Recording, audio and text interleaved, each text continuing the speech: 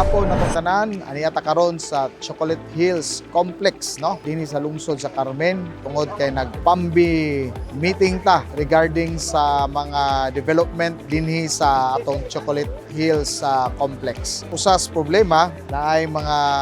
angay na ayuhunon na dinhi sama sa mga kalsada, ang atong view deck sa taas na need na i-repair, pero tungod kay nasulod ni sa protected area, mas lisod ang pag-process sa mga dokumento, no? Labi na sa mga ECC, bisan tuod na pambi certification na pwede miuyon ang maong pambi na i-repair ang maong complex, but kinahanglanon og mga ECC o uban pa.